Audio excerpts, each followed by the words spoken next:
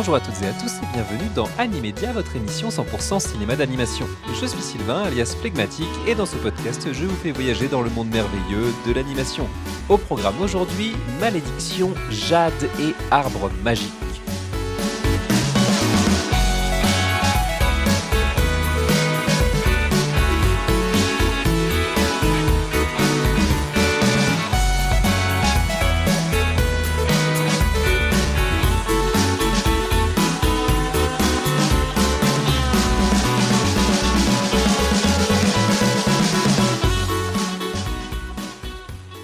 Salut la famille! Je suis très content de vous retrouver pour ce premier épisode classique d'Animedia de 2026. Encore bonne année, voilà, il est encore temps, après tout on est encore en janvier. Et pourquoi épisode classique? Puisque dans l'épisode précédent, nous avons remis avec Céline Beauté nos Animedia Awards pour récompenser le meilleur de l'animation de 2025. Allez écouter l'épisode, petit conseil, il est vachement bien. Et aujourd'hui on reprend le fil de l'actualité avec ce qui est en fait la première grosse sortie animation de l'année, les légendaires de Guillaume Ivernel. Je vous rappelle la structure du podcast si vous êtes un nouvel auditeur ou si vous n'avez pas écouté depuis un petit moment. Je vais commencer par une partie critique où je donnerai mon avis tout simplement sur les légendaires. J'enchaînerai avec une partie contexte pour vous présenter un petit peu plus l'univers de ce qui est en fait une adaptation d'une bande dessinée. Donc je vous présenterai ça en deuxième partie. Ensuite on enchaînera avec la question rituelle de tout épisode d'Animedia, à savoir c'est pour qui les légendaires. Je lui décernerai une note sur 5 pour le replacer dans le grand classement Letterboxd d'Animedia. Et puis je terminerai avec deux petites parties supplémentaires. Le calendrier des sorties, vous en avez l'habitude peut-être, d'autant que là il y a eu pas mal de sorties quand même en ce mois de janvier.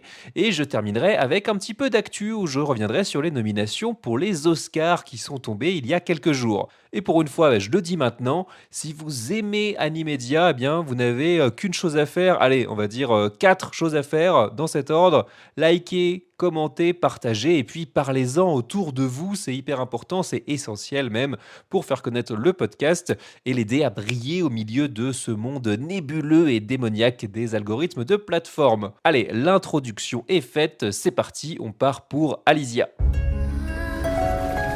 5 valeureux héros. Les légendaires. S'unir pour empêcher Darkel de conquérir le monde.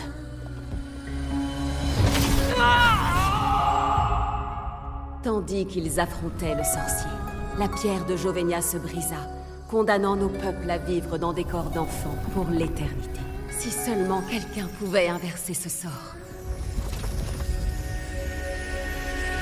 Salut! Non, Jimmy, on a un gros problème. T'as 10 secondes. Notre seule erreur a été de nous séparer. Danaël, tu dois réunir les légendaires. Je peux pas y aller tout seul. T'as peur de croiser ton ex? Est-ce que le si courageux Danaël compte m'expliquer pourquoi il m'a ghosté pendant 2 ans? Les légendaires intrépides aventuriers étaient les plus grands héros de leur temps. Mais suite à une terrible malédiction, les voilà redevenus des enfants de 10 ans. Danaël, Jadina, Griff, Shimi et Razia vont unir leurs pouvoirs pour vaincre le sorcier Darkel et libérer leur planète de l'enfance éternelle. Les légendaires est sorti le 28 janvier 2026. Il est réalisé par Guillaume Ivernel, écrit par Antoine Chomsky et Hélène Grémillon, avec la collaboration de Patrick Sobral, d'après la série de bande dessinée Les légendaires de Patrick Sobral, publiée aux éditions Delcourt. Au casting vocal, on retrouve notamment Romain Duduic, Estelle Dumont, Thomas Sagol, Antoine Chomsky, Élise Tilloloy ou encore le roi, le king, Damien Witeka. On parle de la voix de Leonardo DiCaprio. Le film est produit par Pan Animation, Pan Cinéma, Bellevision, 2 minutes et Maybe Movies, distribué par Pan Distribution, et il est doté d'un budget d'environ 15 millions d'euros. Alors avant de rentrer dans le vif du sujet, je vais vous faire un petit préambule. Si jamais il y a des fans de la bande dessinée qui écoutent cet épisode, je vais vous prévenir tout de suite, je ne connais rien aux légendaires. Voilà, je n'ai jamais ouvert le moindre album, c'est quand même fou, hein, quand je vois le nombre d'albums qui est paru, le nombre de séries, on va y revenir, le nombre de ventes aussi que ça a pu faire depuis plus de 20 ans. Jamais je me suis retrouvé avec une BD Les Légendaires dans les mains, alors que j'avais 12 ans quand est sorti le premier tome, donc a priori j'étais pile dans la bonne tranche d'âge Peut-être finalement que j'étais un petit peu âgé. Je pense que, pour vous resituer un petit peu mon parcours au niveau bande dessinée, c'est l'époque où je suis passé en gros des, Astérix et Tintin qui étaient, dans la bibliothèque de mes parents, pour passer à L'Enfeust, Trolls de Troie, Les Naufragés d'Ithaque, du Soleil en gros quoi, hein. Vous voyez cette, société d'édition qui, aimait bien s'aventurer dans le monde de la, fantaisie, pas mal pour ados, post-ados, jeunes adultes et ensuite, après ça, je m'en suis lassé aussi un petit peu, mais je crois qu'ensuite je suis passé assez rapidement à des séries, beaucoup plus adultes que pour le coup, où je retrouvais dans la bibliothèque là encore, de mes parents ou, à la médiathèque de chez moi où j'allais emprunter, La Quête de l'Oiseau du Temps, Le Transperce-Neige, les séries de Enki Bilal et cetera. Donc, en fait, les légendaires, j'avoue, a tapé pile dans un espèce d'angle mort pour moi et jamais je m'y suis, intéressé par la suite. Je sais que j'avais des amis qui étaient assez fans, qui avaient découvert ça justement, peut-être un petit peu plus jeunes pour eux et qui ont continué de suivre. Moi, de mon côté, vraiment nada, zéro. Je ne connaissais même pas, la trame, de base et tout, rien. Donc je suis arrivé complètement vierge sur le film et ce qui n'est finalement pas si mal parce que en fait, c'est une sorte de reboot. Ça reprend grosso modo des éléments des 2 premiers volumes, mais vraiment par-ci par-là. De ce que j'ai compris, de ce que j'ai pu lire, notamment dans le dossier de presse, les 5 premières minutes sont, littéralement les mêmes que la bande dessinée. On est sur l'exposition classique pour poser l'univers, mais à part ça, c'est une toute nouvelle trame et on sent justement que, le film essaye de, chercher à parler à un public néophyte. Il va pas forcément essayer de tout de suite attraper les fans, on sent quand même qu'il veut leur faire plaisir, mais l'idée c'est de repartir sur de toutes nouvelles bases et c'est exactement ce qui se passe au début du film, je vous en parlais. Le début, c'est grosso modo une exposition et alors là ça bombarde, on a le droit à tout le contexte. En gros, je vous la refais. Danaël, Jadina, Griff, Shimi et Razia, qui forment les légendaires, ont combattu le terrible sorcier Dark El, mais ont libéré donc cette fameuse malédiction qui a transformé l'entièreté des habitants de leur planète en des enfants de 10 ans. Et ensuite, une fois qu'on a passé cette première grosse couche quand même d'exposition, il faut se familiariser avec un certain nombre d'éléments, un certain nombre de noms propres, de lieux, de personnages. Et bon, là, ça n'arrête pas. En gros, ça commence avec la planète Alysia, où se trouve la ville d'Orchidia, au milieu duquel trône l'arbre Gamera. Et à côté, on a la planète Astria, qui est la terre des elfes, qui eux aussi ont un arbre géant, sacré, magique, qui s'appelle l'Arbores Elementis. On ajoute à ça le personnage d'Ibisselia, qui est l'antagoniste plus ou moins du film, avant d'apprendre que la grand-mère de Jadina, donc une des 5 légendaires, qui fait partie de la lignée royale d'Orchidia, sa grand-mère s'appelle Jadilina, enfin bref, vous avez, je pense, un petit peu compris, ça fait beaucoup, beaucoup de mots d'une manière générale, et en plus beaucoup de noms en A, ce qui n'a l'air de rien, mais finalement qui confuse un petit peu, il faut vraiment être capable d'encaisser tout ça. Alors vous allez me dire, bon ça c'est pas propre aux légendaires, c'est même un peu le passage obligé pour tous les récits ou de science-fiction ou même plutôt de fantasy, où l'idée c'est de nous situer des environnements, des personnages, comment ils sont liés les uns aux autres, tout ça c'est finalement assez classique. Mais là, il faut avouer que tout ça va quand même assez vite et qu'on se retrouve avec énormément de lore, d'éléments d'univers à absorber. Bon, perso, je me suis accroché parce que l'idée c'était de vous le restituer et puis d'être capable de comprendre justement. Moi, je me suis intéressé à cet univers-là, voilà, très clairement. Mais à mon avis, si tu me demandes dans 3 jours de renommer sans note chacun des personnages, comment ils sont reliés et tout ça, ça va être un petit peu compliqué. Et alors, j'imagine même pas les parents qui vont emmener leurs enfants voir ça. S'ils ne se sont pas intéressés un minimum à ce que leurs enfants lisaient ou qu'ils n'ont pas été habitués à lire ou à voir de la fantaisie, à mon avis, ils vont décrocher, mais au bout de 10 minutes. Bon, cela étant dit, et je vais divulgacher un petit peu mon avis. D'ailleurs, je vous rassure, il n'y aura pas de spoiler dans cet épisode. Évidemment, encore heureux, vous allez me dire, je vous propose l'épisode le jour de la sortie du film, donc aucun souci là-dessus. Mais donc mon avis global en une petite phrase, c'est que j'ai globalement passé un bon moment. Mais voilà, je préfère prévenir tout de suite les éventuels fans de la BD qui s'attendraient à une critique un petit peu de l'adaptation. Non, moi je vais vous parler de ce que j'ai vu, du film et l'adaptation, bah forcément, je vais mettre ça complètement de côté et comme je l'ai dit, en partie contexte, je reviendrai un petit peu plus sur ce que représentent les légendaires, depuis, 2 décennies maintenant. Mais globalement, j'ai cru lire à droite à gauche, parce qu'il y a eu quand même pas mal d'avant-premières, notamment en fin d'année. En allant regarder les avis sur Letterboxd, j'ai vu des fans qui n'étaient pas super super ravis. Mais de mon côté, voilà, peut-être justement parce que j'ai cet œil complètement extérieur, j'ai, encore une fois, je le redis, globalement passé un bon moment. Alors, ce qui m'a plu, déjà, je vais présenter les choses un petit peu comme ça. Pour moi, la première satisfaction, elle est visuellement. Comme je l'ai dit, il y a un budget d'environ 15 millions. Il faut savoir que c'est plutôt le haut du panier hein, pour une production européenne. On tourne le plus souvent autour de 8-10 millions. Ça commence déjà à être confortable. Quand on atteint les 8 chiffres, c'est déjà confortable. 15 millions, c'est une bonne grosse prod qui fait montre quand même d'une certaine ambition. Et là, j'ai envie de dire que dans le cas des légendaires, ça se voit. On est sur de la 3D très classique, hein, mais ça fonctionne très très bien. Alors attention, c'est bah, voilà, une des premières remarques que je vais faire par rapport à la BD, mais bon là pour le coup, quand on fait ses recherches, on s'en rend compte immédiatement, on est très très très loin du trait de la BD. Moi ça m'a pas dérangé encore une fois parce que je n'ai jamais lu et surtout parce que de ce que j'ai vu, des couvertures, de certaines planches, etc., je suis pas forcément très très fan. Donc voilà, ça c'est le point de vue purement subjectif. On est sur un chara design globalement assez classique de l'animation en 3D, avec de bonnes grosses bouilles rondes hein, pour la majorité des personnages, ce qui est finalement plutôt raccord avec le fait que tout le monde est censé avoir 10 ans. Je dis bien censé, ça j'y reviendrai un petit peu plus tard. Et pour le reste, en dehors de ce chara design, le parti pris, il est de nous dépeindre un monde globalement assez réaliste. On a d'abord vraiment de la fantaisie pur jus avec une cité plutôt médiévale et puis ensuite très très vite quand on arrive à Orchidia on bascule dans le steampunk et je pense que c'est ce qui fait la personnalité en tout cas de ce film-là, savoir ces deux mélanges-là, ça fonctionne je trouve plutôt bien. L'inspiration, à mon avis, elle est très très claire. J'ai pas vu d'interview, de mots de Patrick Sobral, l'auteur de la BD là-dessus, mais bon, pour moi, Orchidia, l'influence directe, c'est Midgar de Final Fantasy VII, avec tout simplement un arbre au milieu de la ville et la ville qui se construit tout autour.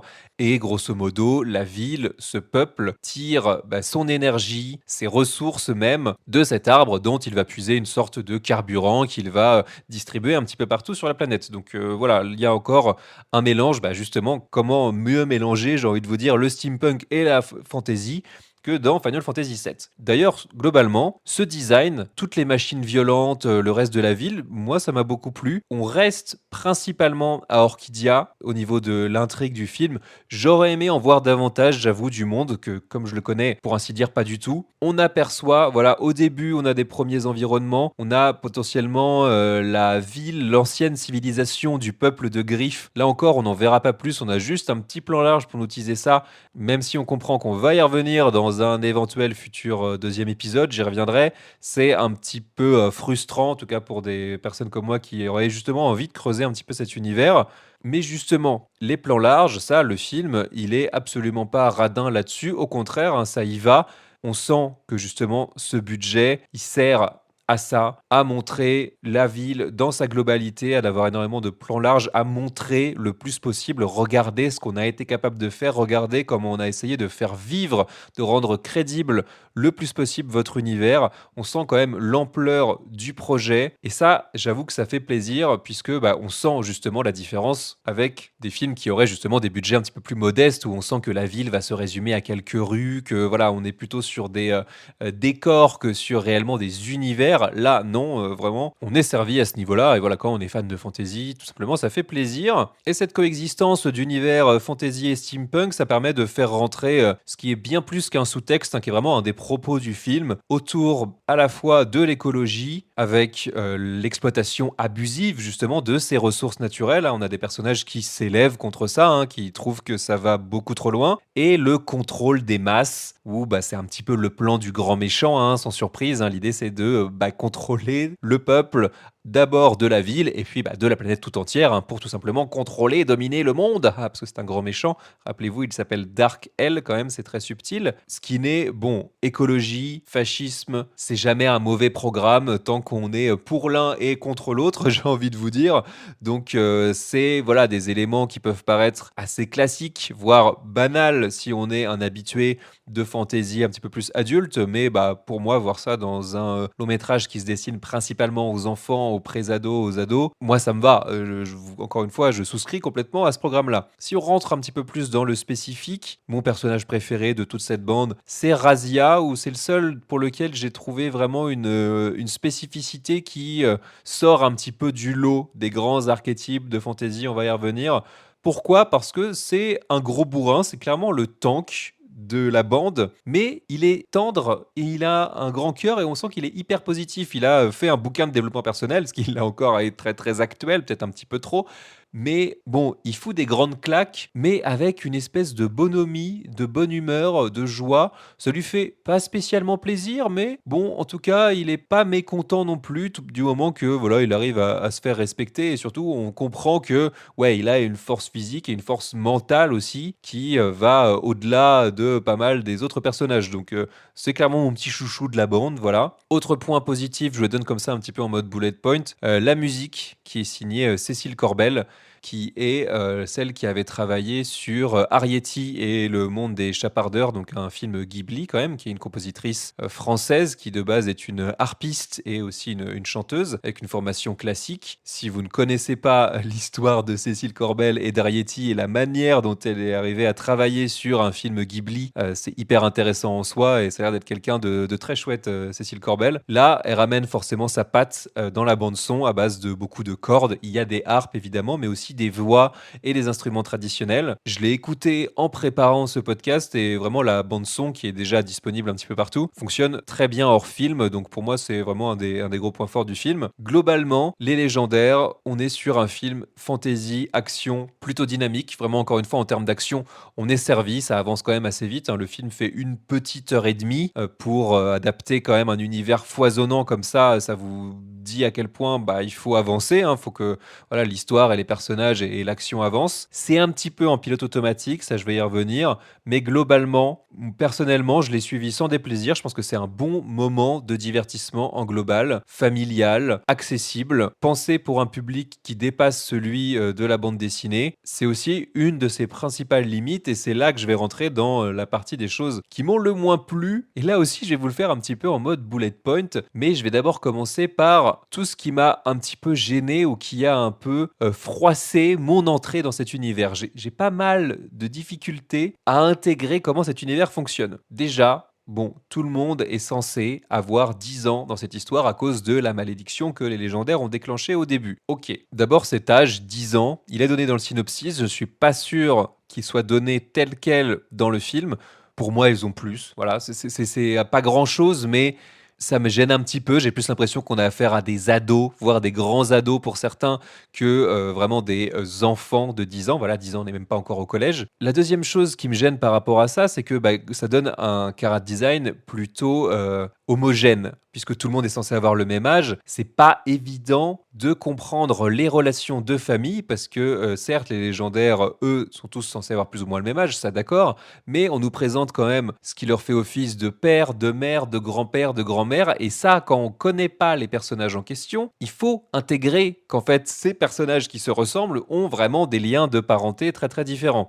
En plus de ça, parfois, les parents, grands-parents ont vraiment l'air d'avoir le même âge. Je trouve que ça marche plutôt bien avec les grands-parents de Danaël. On comprend que tout le monde est revenu un petit peu au même âge. Mais pour les parents d'autres personnages, comme Chimie ou Jadina, leurs parents font véritablement plus vieux. Alors on comprend que c'est pour être bien sûr que le spectateur comprenne que ce sont leurs parents, mais du coup, moi, ça me casse la cohérence de cet univers-là, où je ne peux pas m'empêcher de me poser la question, est-ce que quand même, au moment où la malédiction est tombée, les personnages qui étaient plus vieux restent quand même un petit peu plus vieux? Voilà, ça fait partie des choses qui vont un petit peu brouiller la compréhension, en tout cas pour moi. Ensuite, l'autre élément, c'est que on est d'accord que justement, les légendaires sont censés être plus vieux qu'ils ne le sont en apparence. On ne sait pas exactement quel âge ils sont censés avoir, mais c'est une bande quand même d'aventuriers héroïques. On peut imaginer qu'ils ont allez, entre 20 et 30 ans. Je vais prendre la fourchette assez large. Mais à l'écran, on a quand même l'impression qu'ils se conduisent comme des gamins de 10 ans. Là où ça devrait être, entre guillemets, des vieilles âmes dans des corps jeunes. Et ça, pareil, ça se retranscrit pas trop à l'écran. Dernier élément, c'est un truc bête, mais là encore, qui crée des petites frictions pour moi. L'armure et l'épée de Danaël, celui du film, celui qui est censé avoir 10 ans, elles sont à sa taille. Alors qu'on a vu dans le flashback d'exposition que leurs anciens vêtements devenaient subitement trop grands pour eux. Comment ça se fait alors que tout a gardé la taille originelle, mais que non, ça va, l'armure et l'épée, elles ont rapetissé, elles sont devenues pile à la bonne taille d'un enfant de 10 ans. Voilà, c'est des petites choses bêtes. On pourrait se dire, c'est bon, passe à côté, accepte l'univers, mais je vous jure qu'au début, ça fait que tu te poses énormément de questions, quand encore une fois, tu ne connais rien de cet univers-là, et alors qu'en plus, on te bombarde d'expositions, ça fait beaucoup de choses à absorber. Puis moi, j'ai un dernier élément quand même qui m'a pas mal gêné. Qu'est-ce qui fait vraiment qu'on les appelle les légendaires quand, en revenant de leur seule mission connue, en tout cas connue par nous, ils sont devenus instantanément des parias parce que justement, ils ont libéré cette malédiction qui fait que personne ne voulait plus qu'ils partent à l'aventure. Mais ils s'appelaient déjà les légendaires. Tu ne t'appelles pas les légendaires comme ça sans raison. Tu ne t'auto-proclames pas légendaire. Il faut mériter de s'appeler légendaire. Donc qu'est-ce qu'ils ont fait avant ça? Qu'est-ce qu'ils ont vécu? Je dis pas que je veux 36 000 préquels pour comprendre, mais il me faut un petit peu de substance quand même. Enfin bref, voilà, j'avais beaucoup de choses comme ça, de questions en suspens qui me sont passées par la tête. Je vous les livre comme ça, vous en faites ce que vous voulez et peut-être que vous n'aurez absolument pas ce problème-là. Mais personnellement, ça m'a pris un certain temps avant soit de l'accepter, soit de complètement passer outre, de me dire, bon, visiblement, le film ne me donnera pas ces réponses-là. Si tu veux essayer de rentrer minimum dans l'univers, laisse ça de côté, tant pis. Mais ça reste pour moi quand même des petits problèmes d'univers. Je ne sais pas s'ils étaient déjà présents dans la bande dessinée ou si c'est peut-être le film, à force de vouloir parler à un plus grand nombre ou peut-être de rusher un petit peu tout ça, qui pose ces problématiques-là. Ensuite, on en arrive quand même aux héros, aux personnages principaux, qui sont, je trouve là encore, plus une succession d'archétypes, voire presque de caricatures, avant de finalement exister par eux-mêmes. On a le comic relief, hein, donc le ressort comique, ça c'est Griff. C'est le mec qui va faire des blagues pour un petit peu détendre l'atmosphère, qui va avoir la bonne punchline, le bon mot, etc. Danaël, c'est le héros principal et il a un petit peu justement le syndrome du héros principal dans ce genre de film qui laisse la place à un groupe, c'est que il a du mal à exister en tant que tel, en tant que personnage. Il devient un petit peu le grand héros au grand cœur, mais en même temps un petit peu tout lisse, qui manque de substance. Il est au départ un peu réticent à l'idée de reformer les légendaires. On sent qu'il est aussi marqué par cet échec, et donc pour lui, ça va quand même être une forme de parcours, de rédemption, mais bon, ça suffit pas. Il manque un petit peu d'aspérité au personnage, très clairement. Et puis bon, c'est quand même un petit peu caricatural que les 2 filles de la bande sur 5 passent leur temps à se crêper le chignon, à s'envoyer des vacheries à la gueule, etc. Bon, il y a pas besoin forcément, je pense, d'en arriver là. On a quand même évolué pas mal. On est en 2026, ça fait un petit peu de tâche. Au niveau des petites limitations, en tout cas des petites choses qui ont manqué pour moi, j'ai cru que le personnage de Shimi, qui est donc un elfe qui a visiblement un contact privilégié avec les éléments, j'ai cru à un truc à la Avatar. Alors Avatar, le dernier maître de l'air, hein, pas la série de films de James Cameron, où au début on la voit travailler avec de l'eau, ensuite elle utilise la terre, donc on se dit que voilà, tous les éléments vont y passer, qu'ensuite elle va manipuler le vent, le feu, etc. Et au final, pas du tout. Il y a même un moment où l'escalade, je crois, justement, l'Arbores Elementis, son arbre sur sa planète natale, et on voit justement les 4 éléments qui dansent autour d'elle, qui ont l'air de constituer ce qui fait le rapport des elfes aux éléments. Et au final, ça, on l'a pas matérialisé dans le film, ça n'intervient pas dans des scènes d'action, on aurait pu imaginer des choses, hein. Mais non, elle utilise principalement l'élément de terre, ce qui est bon, un petit peu dommage, hein. Je ne sais pas si c'était une limitation technique, une limitation de budget. Peut-être que l'eau, le feu, le vent étaient plus compliqués à se matérialiser, demandaient plus de ressources aussi. C'est possible, hein. On espère que dans une éventuelle suite, ils pallieront à ça. Mais globalement, moi j'ai un petit peu du mal à croire à ce groupe. Alors certes, on a l'histoire un peu je vais pas dire d'origin story parce que justement ils ont une origin story avant que le film démarre, mais la reformation du groupe. Pour Guillaume Yvernel, l'influence majeure c'était les 7 mercenaires ou les 7 samouraïs, peu importe, où on va rencontrer les personnages un par un et les événements, les éléments vont faire que finalement ils vont se retrouver un petit peu contraints et forcés, ou en tout cas sans le savoir, au même endroit, au même moment, et finalement c'est là que le groupe va se reformer. Ça marche à peu près, je trouve que ça manque quand même un petit peu de cohésion, tout ça, surtout quand le groupe passe pas mal de temps à se séparer, où il y a des petits groupes qui vont se former, finalement ils sont jamais vraiment tous les 5 ensemble, et quand ils le sont, on s'attend à une éventuelle, je sais pas, une super attaque, un truc, super cohésion, une espèce de move signature ou quelque chose qui fait un petit peu leur force et pas vraiment. Donc on a un petit peu l'impression d'avoir un agrégat de personnages plutôt qu'un groupe à part entière. Peut-être que je pinaille un peu, mais pour moi c'est important ces synergies-là pour qu'on croie à cet ensemble. On sent que bon voilà, il y a des rapprochements très très clairs entre Danaël et Jadina. Voilà, il y a des petites vannes à base de ah là là c'est ton ex, blablabla. Non c'est pas mon ex. Une fois, deux fois, trois fois, bon on a compris. Il y a aussi un rapprochement qui se fait visiblement entre Griff et Chimie. Et puis Radia, il fait un petit peu sa vie tout seul. Mais finalement, le groupe en tant que tel, la cohésion, bif bof. On en vient maintenant au méchant du film, qui s'appelle quand même Darkel, hein. Je pense qu'il faut le repréciser au cas où on a compris qu'il est très très méchant. Dark, voilà, c'est sombre, et elle, c'est l'enfer, donc c'est l'enfer sombre quand même. On en est à ce niveau-là d'écriture. Bon, bref, passons, admettons. Mais si un film est aussi bon que son méchant, comme disait Hitchcock, celui-là, il est quand même assez convenu, encore une fois. On ne connaît même pas ses motivations avant que la malédiction se déclenche. Donc, dans ce fameux flashback d'exposition, on comprend qu'ils vont affronter le sorcier Darkel. On ne sait pas trop pourquoi, quels sont ses plans, sa vie, son œuvre, voilà. Et là, il revient avec quand même comme projet de dominer le monde, ce qui est très original. Voilà, là encore, ça manque un petit peu de substance et même le fait d'avoir une entité séparée en deux, le côté clair, le côté sombre, le côté bienveillant qui va aider les héros versus le côté malveillant. Ça fait très manichéen tout ça, hein, vraiment, on ne sort pas vraiment de ça. Et on a donc ce personnage d'Ibicélia au milieu qui est la création qui finalement se fait contaminer par le côté obscur en gros et puis qui va redevenir voilà mini spoiler hein, qui va redevenir gentil dans le camp du bien à la fin. Là encore c'est un petit peu du vu et du revu donc voilà le film ne tente pas grand chose de nouveau et je trouve que c'est un petit peu même carrément le syndrome du film qui essaye de plaire à tout le monde. Et pour moi, la plus grande crainte avec ça, le plus grand danger finalement, c'est de risquer à l'arrivée de ne plaire à personne. Dans le sens où les fans ne sont visiblement, de ce que j'en ai vu pour l'instant, attention, hein, c'est peut-être un échantillon très peu représentatif, mais j'ai pas l'impression qu'ils soient convaincus par ça. Et ensuite, il faut réussir à aller chercher un public qui, comme moi, mais comme beaucoup d'autres, j'imagine quand même, ne connaît pas ou ne connaît très très peu cet univers-là. Un public qui plus est assez jeune. Mais on sent surtout que par le budget conséquent, il y a une prise de risque qui est assez limitée. En plus de ça, il y a l'idée de distribuer le film à l'international, donc c'est pas pensé uniquement pour le marché français, hein.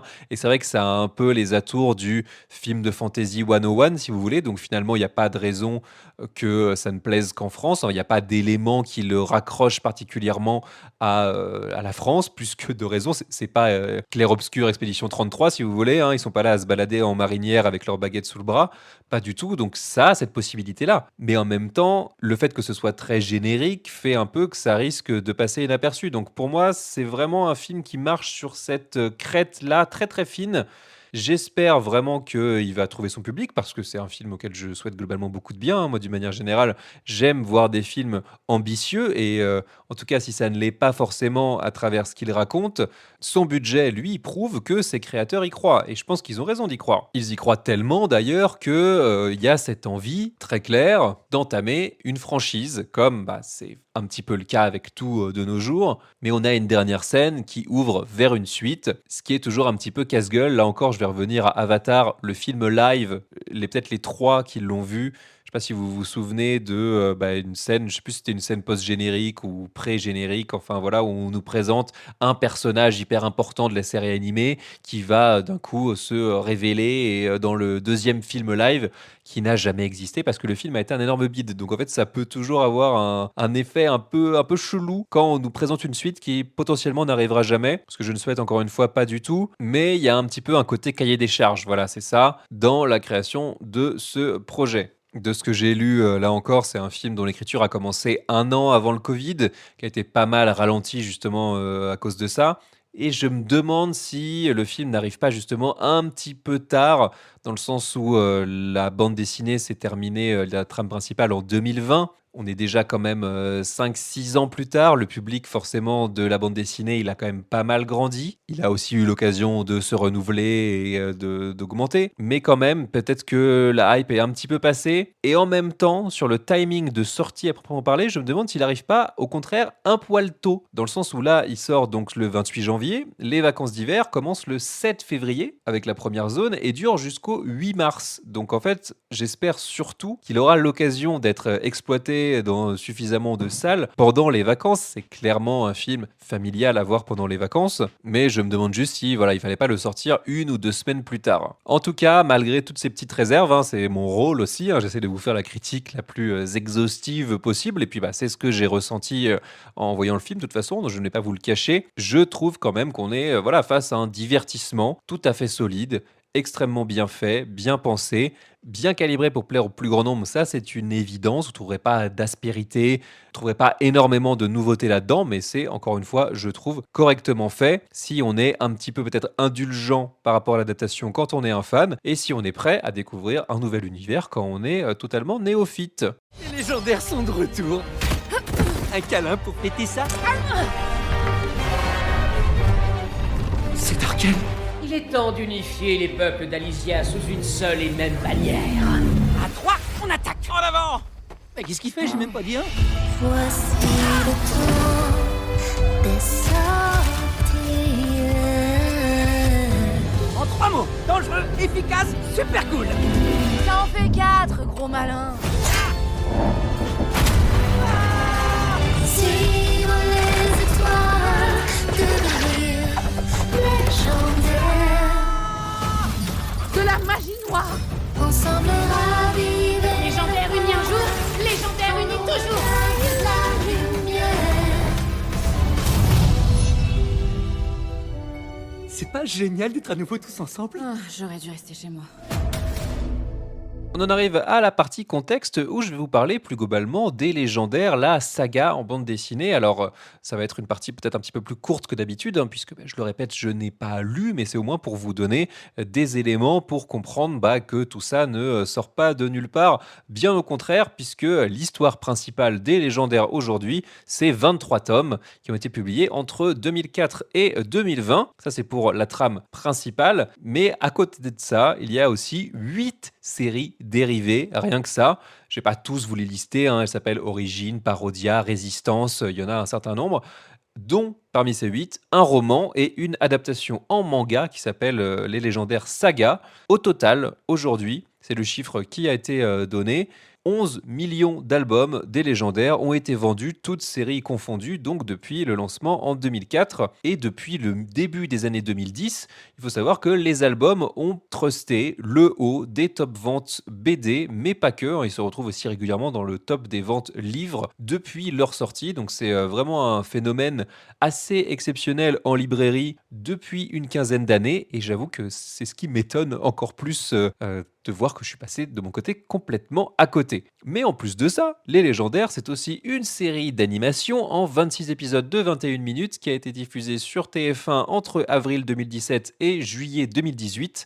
Alors à l'époque, c'était des épisodes indépendants, c'est-à-dire non feuilletonnants, hein. Un épisode égale une histoire en clair, avec une trame globale qui était là encore différente de celle de la bande dessinée, je pense encore dans l'idée de s'attirer un nouveau public. Donc finalement, quand on voit tout ça, quand on sait tout ça, l'adaptation en film d'animation au cinéma, elle paraissait assez logique. Et finalement, si vous essayez, comme moi, j'ai essayé de le faire pour cet épisode, de faire un petit listing, finalement, Les Légendaires, c'est un exemple assez rare, c'est-à-dire l'adaptation en animation d'une BD jeunesse ultra populaire. Vous allez me dire, mais il y a eu plein d'adaptations de BD franco-belges, oui, mais on a principalement des adaptations live, qui sont d'ailleurs, mais que je trouve ineptes, c'est-à-dire sans aucun intérêt. Si vous voulez lister les Gaston Lagaffe, Boule et Bill, là le Marsupilami via Philippe Lachaud, mais on en avait eu un avant, signé Alain Chabat, qui n'était de mémoire pas beaucoup mieux.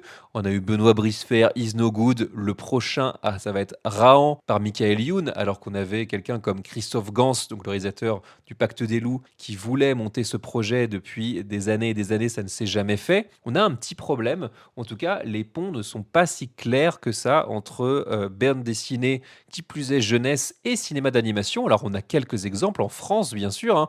Les Astérix, on ne les compte plus en animation, mais ça c'était aussi une vraie volonté de l'éditeur avec le soutien d'Uderzo et Goscinny pour transformer les Astérix en animation avec un succès quasi assuré. Et on connaît depuis la réussite. Il y a d'ailleurs un nouvel épisode d'Astérix qui est prévu en cinéma d'animation. On a aussi les Yakari qui ont eu quand même quelques adaptations en cinéma d'animation. Mais globalement, on est sur des BD, voire des romans graphiques. Je déteste ce terme, mais pour comprendre qu'on n'est pas sur des séries d'albums, plus confidentielles finalement, et surtout combien qui reste à faire avec des séries jeunesse d'envergure qui pourraient être complètement adaptées. Voilà, je vous ai parlé de l'Enfeust, l'Enfeust des étoiles, l'Enfeust Odyssée, etc. Ça fait partie des choses qu'on pourrait imaginer voir en animation. Je pense également à De Cap et de Croc, qui a une série qui existe depuis quand même pas mal d'années, qui a très très bonne réputation également. Si on prend Tintin, il a quand même fallu que ce soit Spielberg qui s'en empare. C'est une technique assez révolutionnaire et une ambition autrement importante que ce qu'on pourrait faire en France et en Europe. Mais quand même, vous allez me dire oui, mais on a Persepolis. Persepolis, c'est plutôt un contre-exemple finalement, dans le sens où ça a très très bien marché et d'un point de vue critique et d'un point de vue commercial, avec une bande dessinée qui avait déjà un trait quand même hyper spécifique et qui pouvait être décalqué quasiment tel quel à l'écran. Et pour un Persepolis qui fonctionne, on a notamment un Corto Maltese qui a complètement bidé au cinéma. Donc finalement, c'est beaucoup moins pour eux qu'on ne le pense. Là où, par exemple, au Japon, ils se posent pas du tout la question, hein, l'adaptation en animé de manga, c'est un sport national. Alors, pas forcément systématiquement au cinéma, ça passe souvent par des animés en série. Mais en France, on va plutôt essayer de capitaliser d'abord sur une marque, un nom connu du grand public. J'y reviens, Boule et Bill, le Marsupilami, etc. Et on va en faire du gros casting de comédie française. Et on pense moins à un projet global que juste une manière de capitaliser sur ce qui existe déjà. Et puis après, il faut se rendre à l'évidence, l'animation, ça coûte cher, ça prend du temps, et la population ado qui serait visée par ces adaptations-là n'est pas celle qui va le plus au cinéma. Je pense notamment, j'ai un exemple qui me revient, mais la bande dessinée Seul, qui a été adaptée mais en live au cinéma, et qui a encore rencontré un succès on ne peut plus modeste.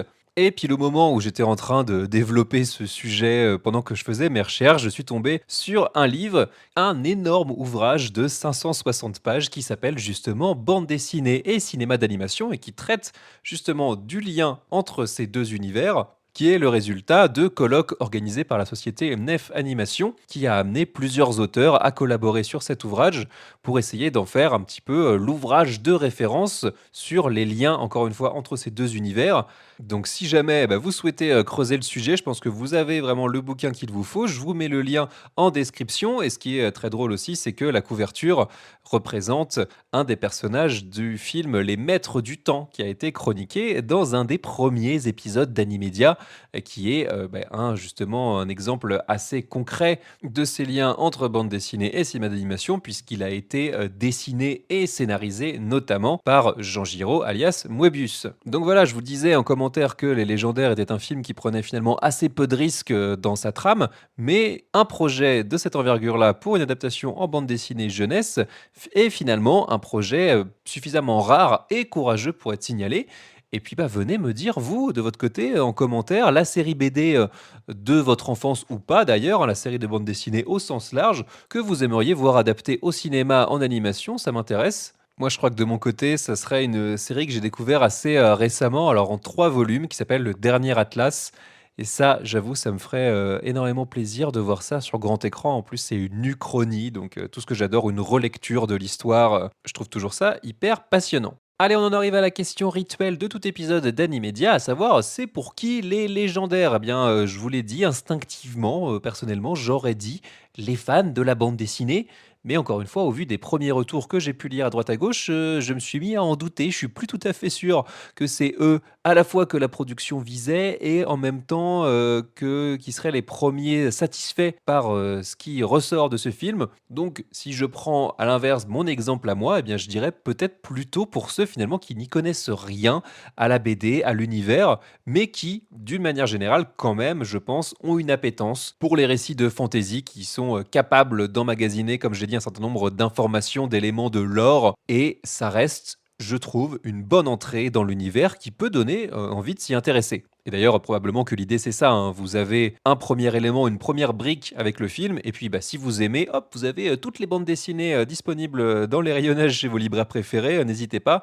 Je pense que ça a été aussi un petit peu pensé pour ça. En ce qui concerne la tranche d'âge, bah, ça vise, comme les bandes dessinées à l'origine, je pense plutôt un public de pré-ado, soit autour de 10 ans, on va dire, 8-12 ans. Mais à mon avis, ça peut marcher, avec un public un petit peu âgé.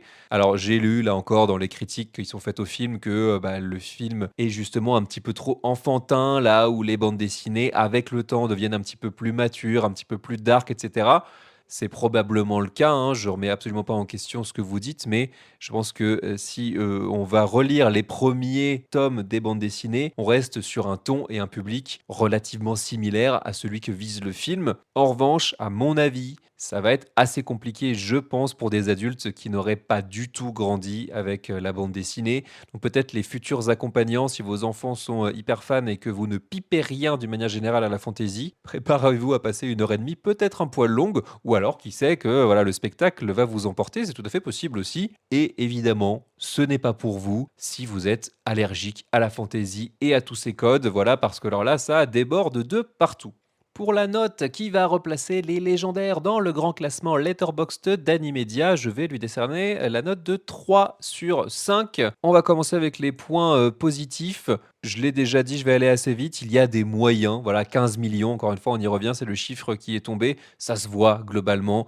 Il y a des plans larges, on essaye de nous en mettre plein les yeux. Les scènes d'action fonctionnent plutôt bien aussi. En tout cas, c'est dynamique. Il y a de quoi quand même être assez impressionné. Je trouve que l'univers fantasy, steampunk à la FF7, là encore, fonctionne très bien, en tout cas sur moi. Et puis voilà, on passe encore une fois un bon moment. C'est suffisamment dynamique pour ne absolument jamais s'ennuyer, je pense, hein. Et il y a un petit côté sympathique de l'ensemble qui emporte un petit peu le tout. Du côté des points négatifs, là encore, je l'ai déjà dit, je vais vous faire un condensé. Les personnages sont quand même très archétypaux, voire caricaturaux. Chacun est un petit peu dans son couloir, hein, et un petit peu voilà, stéréotypé. Ça manque un petit peu de relief. On n'a pas une synergie folle, je trouve, dans l'équipe. Le héros principal d'Anaël, c'est celui qui manque le plus de substance. C'est quand même un peu dommage. Le méchant, lui aussi, manque un petit peu d'épaisseur. Et le chara design, c'est pas forcément ce que le film fait de mieux. Je l'ai déjà suffisamment dit. Moi, j'ai un petit peu du mal avec le côté tous enfants quand certains ont des écarts d'âge ou semblent en avoir ou qui se comportent comme véritablement comme des enfants de 10 ans alors qu'ils sont censés en avoir bien plus. Enfin, voilà, il y a toutes ces petites choses-là, toutes ces petites frictions que moi j'ai eues avec l'univers. Ça ne gâche évidemment pas complètement l'expérience, mais c'est un petit peu dommage, je trouve, un petit manquement d'écriture. Au sein du grand classement Letterboxd d'Animedia, ça replace donc les légendaires derrière le chat poté. Le premier, attention, puisque le deuxième, il est beaucoup plus haut. Ça le met au même niveau pour moi que Astérix, le secret de la potion magique. Je vous en parlais, voilà une adaptation en bande dessinée. Pas ma préférée d'Astérix, loin s'en faut. Et ça le met, pour moi, je vais pas me faire peut-être que des amis, devant Super Mario Bros, le film, voilà, que je n'ai pas forcément beaucoup apprécié. Et d'ailleurs, le jour où j'enregistre cet épisode, la bande-annonce du deuxième Super Mario Galaxy est tombée. Il faut que j'aille jeter un œil à tout ça. Salut, je m'appelle Olivia. J'habite à Barcelone avec ma maman et mon petit frère Tim. Tout allait bien, jusqu'à ce que tout bascule. Hein? Qu'est-ce qui se passe?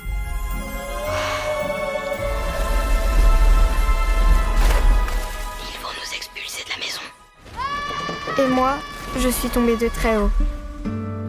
Si la situation ne change pas rapidement, je vais être obligée de placer les enfants dans un foyer d'accueil. Ils vont pas nous séparer, je te le promets. Olivia, j'aime pas cet appartement. En plus, on n'a pas d'électricité. Et tu connais pas le système D? Mais même quand tout s'écroule, on peut toujours se relever.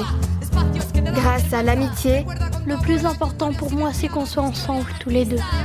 Je vais trouver une solution. La solidarité est grâce à la force de notre imagination. Ouais, on s'est fait plein de copains et on est super heureux. Et si la vraie magie, c'était de continuer à rêver malgré tout? Olivia. Au cinéma le 21 janvier. Voilà pour les légendaires, mais comme j'en ai désormais la coutume dans Animedia, on va passer à la partie calendrier des sorties, puisqu'on a eu pas mal de choses là en ce début janvier. Je vais aller assez vite, puisqu'on a en tout pas moins de 1, 2, 3, 4 sorties, rien que ça. Je commence avec un film qui est sorti le 14 janvier. Je vais aller assez vite sur Alice au Pays des Merveilles, Dive in Wonderland.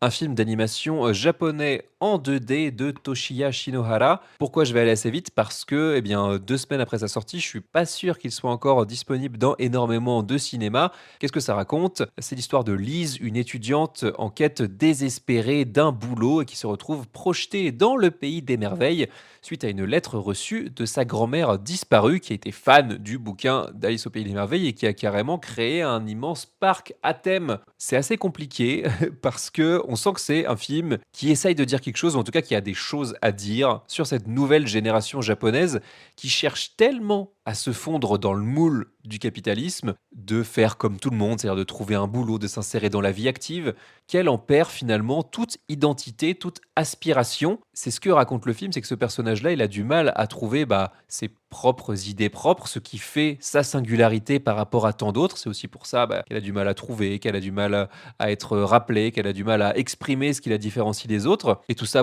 c'est très bien, mais à titre personnel, je trouve que ça se mélange finalement assez mal avec Alice au Pays des Merveilles, ou en tout cas dans le film en tant que tel. D'autant que la trame suit tous les passages obligés d'Alice au Pays des Merveilles, hein, les potions qui grandissent, qui rapetissent, le lapin blanc, le chapelier fou, la reine de cœur, etc., etc. Donc en fait, ça c'est des choses qui, je trouve, alourdissent un petit peu le récit et manque de surprise globalement. Hein. On sait à peu près où on va, et puis d'un coup il y a la réalité du monde japonais actuel qui jaillit dans le récit alors qu'on l'avait un petit peu oublié. Voilà, tout ça je trouve s'imbrique assez mal, et puis le film est globalement un isekai géant, c'est-à-dire qu'on est propulsé dans un univers qui n'est pas celui de la réalité, et je crois que d'une manière générale, les isekai, ça n'a jamais été mon genre préféré dans l'animation japonaise, et c'est pas ce film-là qui va me faire changer d'avis. Pour vous donner un ordre d'idée, je lui ai donné la note de 2 sur 5 sur Letterboxd. Donnez-lui une chance si jamais vous êtes absolument fan d'animation japonaise et ou d'Alice au Pays des Merveilles et qu'il passe encore près de chez vous. La semaine suivante, le 21 janvier, on a eu le droit à 2 sorties d'animation. Le premier, c'est Tafiti, un film d'aventure 3D cette fois, un film allemand de Nina Wells qui est adapté d'une série de livres pour enfants. Qu'est-ce que ça raconte? C'est l'histoire d'un potamochère, oui, un potamochère, vous pouvez le regarder, c'est un vrai animal, il existe vraiment, qui s'appelle Meshfol, et d'un suricate, qui est donc le Tafiti du film, qui partent à l'aventure pour essayer de trouver une fleur bleue qui guérira le grand-père de Tafiti qui a été mordu par un serpent très venimeux. On est sur un récit d'aventure classique, un buddy movie entre deux personnages qui s'apprécient pas spécialement au départ et qui vont traverser la savane, des environnements, qui vont passer justement d'environnement en environnement, le désert, la grotte engloutie, etc., etc., jusqu'à arriver évidemment à leur but et puis de rentrer chez eux avec toute l'expérience de cette aventure emmagasinée. Vous l'avez compris, c'est très très classique, ça manque quand même pas mal de rythme, pas mal de surprises. Le chara-design, là encore, il est un petit peu compliqué, hein. Faut passer quand même ce cap-là de la tronche, du nez notamment du potamochère. Mais voilà, une fois qu'on laisse un petit peu ça de côté, il y a quand même un vrai dépaysement. Je trouve que ça marche très très bien en termes de film d'aventure. Les environnements, de manière générale, sont bien modélisés, bien traités. On y croit quand même qu'on est dans cette Afrique, dans cette savane un petit peu fantasmée. C'est en plus le festival des animaux chelous pendant tout le film, hein. En dehors du potamochère, il y a quand même une sélection d'animaux qui est très très spécifique, hein, mais ça permet d'apprendre de nouvelles choses, pourquoi pas. Et puis bon, ça reste un film gentillet, avec le cœur au bon endroit. C'est recommandé plutôt à un public assez jeune, on va dire 8 ans et moins. Voilà, je pense que ça peut plutôt bien marcher sur eux. Également sorti le 21 janvier, on a Olivia, qui est un film en stop motion catalan, c'est assez rare pour être souligné, de Irénée Iborra, qui était en compétition au festival d'Annecy. C'est là que je l'ai vu l'été dernier, et c'est l'histoire de Olivia, donc 12 ans, dont la vie ainsi que celle de sa mère et de son petit frère se retrouvent bouleversées du jour au lendemain quand ils se font expulser de chez eux parce que maman, qui est une actrice qui galère un petit peu à trouver de nouveaux rôles, a un peu, voire carrément du mal à joindre les deux bouts. C'est donc un film qui parle de thématiques sociales assez lourdes, assez dures, qui n'hésite pas justement, qui a ce courage-là de traiter ce sujet-là à hauteur d'enfant. Donc ça, c'est un effort qui est louable, et ça fait que le film a une vraie sympathie tout de suite. Moi, j'ai eu un petit peu de mal avec le design, dans le sens où j'ai l'impression que la stop motion, par moment, est presque trop lisse, où on voit pas suffisamment, encore une fois, le côté saccadé. Moi, j'aime bien quand on garde ce côté saccadé propre à la stop motion. Là, j'ai eu l'impression parfois de me retrouver face à de l'animation 3D un petit peu trop classique. Et puis après, bon, bah, forcément, comme il faut rester justement à hauteur d'enfant sur ces sujets-là, c'est un film qui évite pas complètement les raccourcis, les facilités. La fin est un petit peu bâclée, un petit peu ratée. Mais voilà, là encore, on parlait de films qui a le cœur au bon endroit en parlant de Tafiti. C'est évidemment le cas, encore une fois, cette fois-ci, dans le sens où Olivia, son frère, apprennent à rencontrer des nouveaux habitants de leur quartier, à découvrir de nouvelles choses, à se familiariser aussi avec cet environnement, à trouver un petit peu de poésie dans un quotidien qui est devenu quand même assez compliqué, avec une mère qui en plus voilà, va faire une dépression, va être hospitalisée, donc ça parle aussi d'entraide entre les voisins au sein du quartier. C'est globalement une belle démonstration de solidarité, et je pense que c'est des choses globalement assez positives à montrer à un public jeunesse. Et enfin, on se termine avec un film sorti le 22 janvier, cette fois sur Netflix, et c'est Kaguya, princesse cosmique de Shingo Yamashita et Gavin Harrison, qui est produit par les studios Colorido et Chromato. Et alors là, autant vous prévenir tout de suite, c'est un sacré ride, ce Kaguya, princesse cosmique. Vous l'avez peut-être compris avec le titre, c'est une réinterprétation du conte de la princesse Kaguya,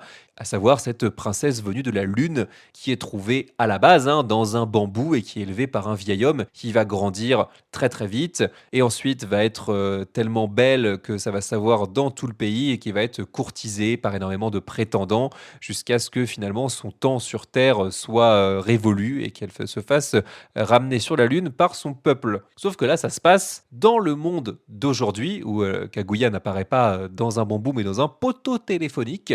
Et alors, ça va être passé à la moulinette MMO, VTuber, Yuri et boucle temporelle. Et si vous n'avez absolument rien compris aux mots que je viens de dire, c'est que le film n'est pas pour vous de toute évidence. Si à l'inverse, ça te parle, tu connais ça par cœur et que chacun des mots t'a hypé plus que le précédent, c'est qu'il est temps d'aller sur Netflix et de foncer dessus. D'autant que le film est quand même une folie visuelle quasiment de chaque instant. Moi, ça faisait très très longtemps qu'un film d'animation japonaise n'avait pas fait cet effet-là.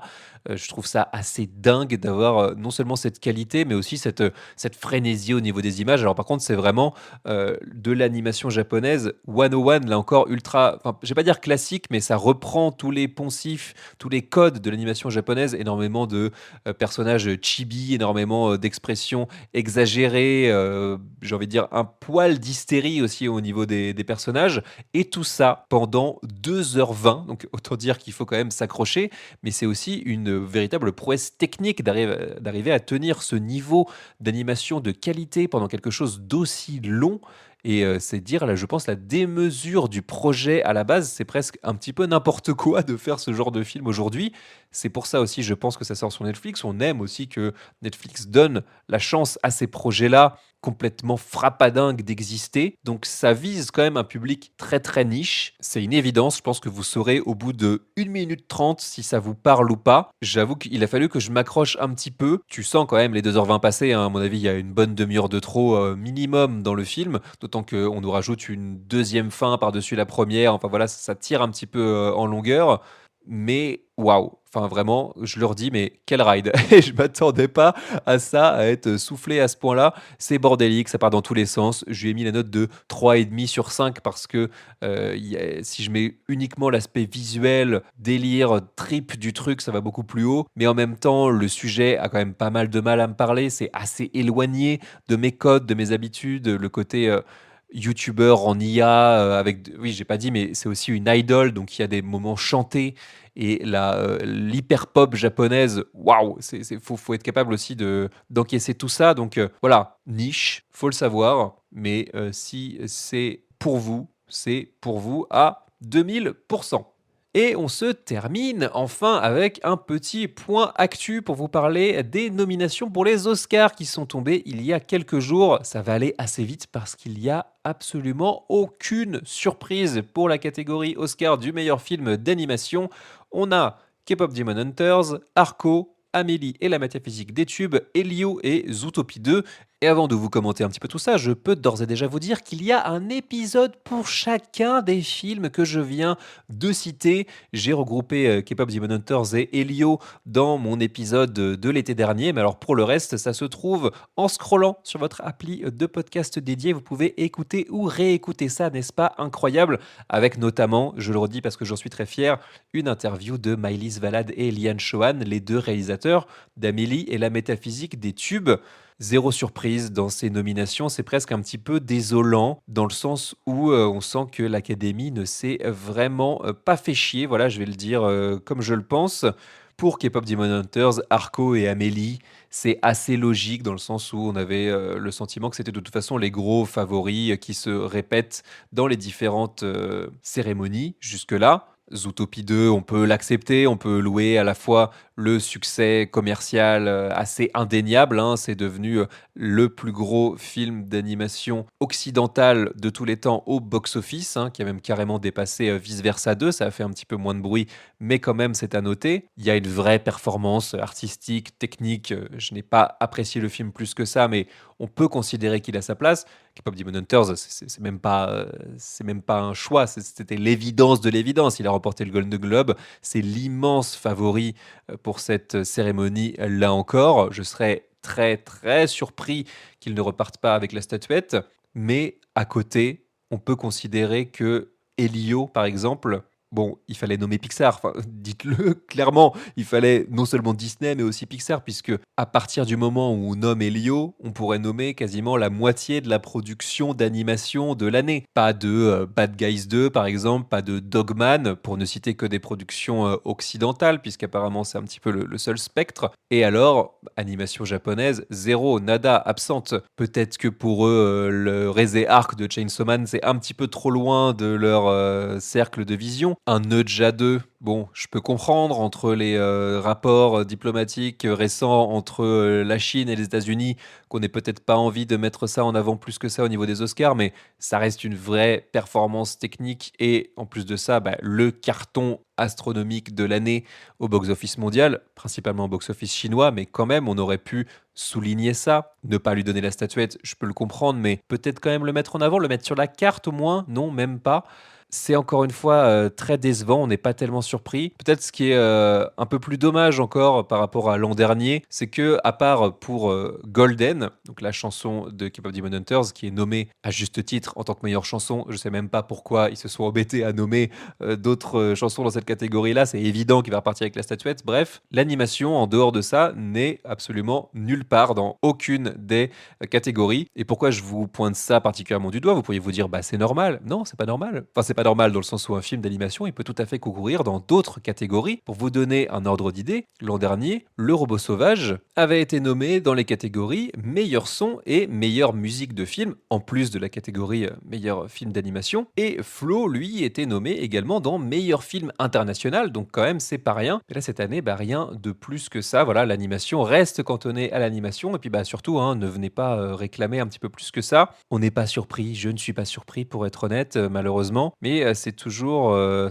petit peu mal, voilà, de se prendre un petit reality check, comme ils disent là-bas, voilà, un petit retour sur Terre assez violent. C'est dommage, mais c'est comme ça. On suivra bien évidemment la cérémonie qui aura lieu le 15 mars prochain. Concernant les Césars, les nominations n'étaient pas encore tombées au moment d'enregistrer cet épisode, mais l'annonce est prévue justement pour ce mercredi 18, date de parution du podcast. J'espère cette fois-ci que là, en revanche, l'animation aura la chance d'être, de sortir de ce cadre-là, qu'on aura, je ne sais pas, par exemple, une Amélie qui sera aussi dans meilleur premier film, ou Arco également, qui peut concourir à meilleur premier film. Peut-être, allez, je ne sais pas, je vais rêver, peut-être même dans meilleur film tout court. On ne sait pas si on y croit, mais voilà, ça ferait évidemment chaud au cœur.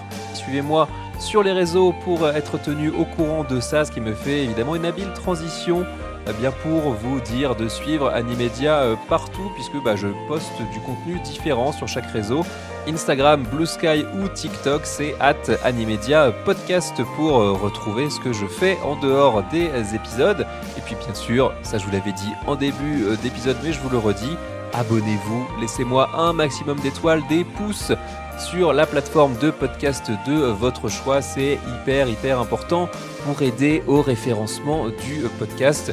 Donc, merci par avance, tout simplement. Et moi, je vous dis probablement pas la semaine prochaine, mais dans 2 semaines pour un nouvel épisode d'Animedia. D'ici là, portez-vous bien. Des bisous. Ciao!